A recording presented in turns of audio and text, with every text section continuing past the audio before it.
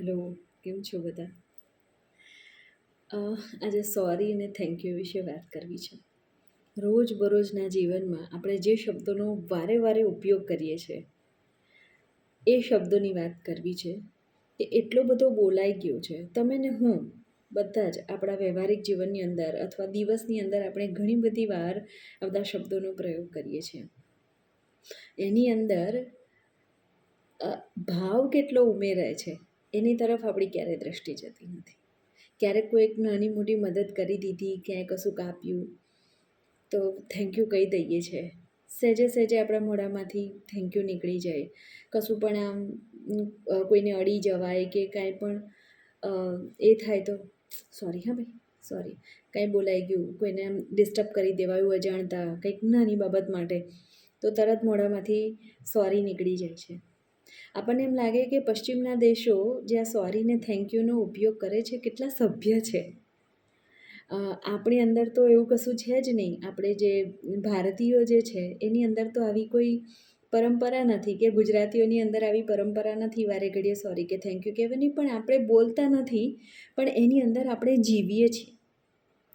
આપણે આ સોરી અને થેન્ક યુને આપણા જીવનમાં વણી લીધેલું છે. અને વારે ઘડીએ આપણે આ સોરી ને થેન્ક યુ બોલીને શબ્દને એટલો બધો ઘસી નાખ્યો છે કે એનો મહિમા રહ્યો જ નથી.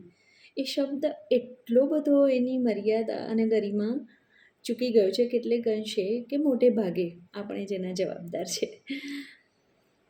આપણે તો પર્વતની પૂજા કરીએ, ડુંગરની કરીએ, પથ્થરની કરીએ, આપણે ઇવન આપણે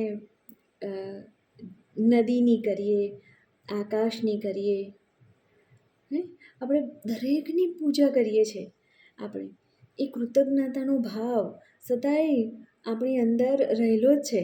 એ પૂજા કરવી એ જ થેન્ક યુ અને એ જ અર્પણ છે અને એ જ ભાવ છે કૃતજ્ઞતાનો.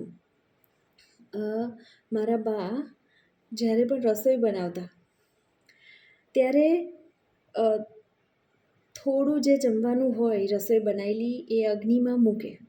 એટલે ચૂલા પર પહેલાં મોટાભાગે રસોઈ બનતી, એટલે ત્યાં અગ્નિની અંદર થોડું મૂકે, એટલે કે અર્પણ કરે. જ્યારે વલોણું કરે અને ઘી આવે તો એ માખણ થોડું એને ગરમ કરતાં પહેલાં થોડું અગ્નિ ઉપર મૂકે, એને અર્પણ કરે. તો આ રિવાજ હતો.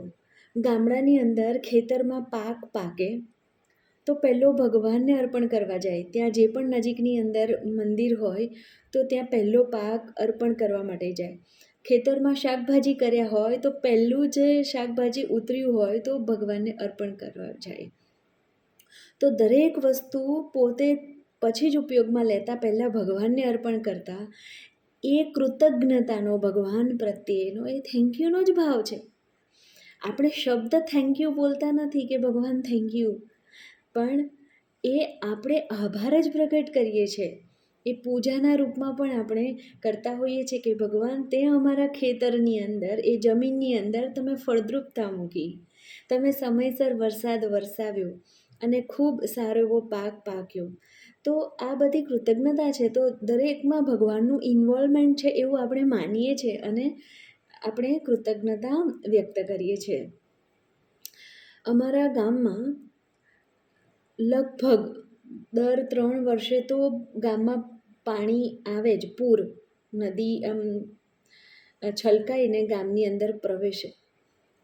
ત્યારે ગામના બધા જે ઢોલ વગાડનારા હોય એમને બોલાવે, ગામની બધી સ્ત્રીઓ ભેગી થઈ અને વધાવવા માટે જાય એ જળને.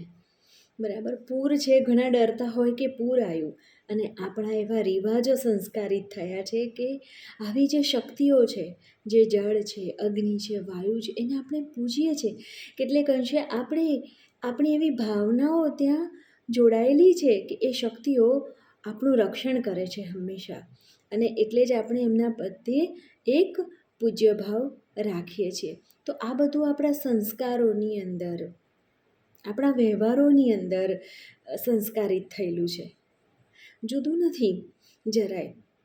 અને જેના વર્તનમાં, વ્યવહારમાં મતલબ આવી જે સંસ્કાર ના હોય, આવા સંસ્કાર ના હોય કે આવા રિવાજો ના હોય, ક્યારેય કૃતજ્ઞતા કેળવી નથી શકતા. અને આવા કૃતજ્ઞ વ્યક્તિ એમના સ્વભાવને કારણે જ માણસ એકબીજા ની મદદ ક્યારેય કરી શકતા નથી, ક્યારે એવી ભાવના પ્રગટ કરી શકતા નથી, ક્યારે એમને કામ લાગી શકતા નથી, ક્યારે કોઈ પણ વ્યવહાર એ હૃદયના ભાવથી એ કરી નથી શકતા. જે પણ કાર્ય કરે એ બધાની અંદર ઔપચારિકતા, જેમ આપણે સોરી બોલી દીધું, એકચ્યુઅલમાં આપણે હૃદયથી બોલ્યા કે નહીં એ કોઈ લેવા દેવા નથી, આમ નીકળી ગયું અનાયાસે મોઢામાંથી સોરી સોરી. ઘણીવાર તો સોરી ફેંકતા હોય એવું લાગે, સોરી થેન્ક યુ, હા હવે ખબર છે, થેન્ક યુ, હા આભાર. તો આવી રીતે આપણે આભાર વ્યક્ત કરતા હોય છે. એટલે આ શબ્દ જે છે એનું ગરિમા ખોઈ ચૂક્યો છે. પણ આપણા વ્યવહારોની અંદર, આપણી ભારતીય સંસ્કૃતિની અંદર, આપણા ગુજરાતી કુટુંબોની અંદર, આ બધા રિવાજોની અંદર આ જે કૃતજ્ઞતા જે છે ને એ હજી આપણે એને સાચવી રાખી છે, સંઘરી રાખી છે. બસ મોઢેથી બોલતા નથી, પણ ખરેખર આપણે આવી રીતે વ્યક્ત થઈએ છીએ, આપણે આભાર વ્યક્ત કરીએ છીએ. એવી રીતે આપણે માનવીઓનો પણ આભાર વ્યક્ત કરીએ છીએ. કૃતજ્ઞની પેલું કહે ને કે એ સ્વભાવને કારણે જે આ પરોપકારિતા છે, દયાભાવ છે, આ બધા માનવીયતાના મગમગતા પુષ્પો છે. એ દુનિયામાં જેટલું પણ સારું છે ને એ બધું ત્યાંથી આવે છે. તો આ બધું મગમગતું રાખવા માટે, એને પૂજ્ય રાખવા માટે આપણે હંમેશા કૃતજ્ઞ રહેવું, કૃતજ્ઞ નહીં, ક્યારેય નહીં, ક્યારેય નહીં.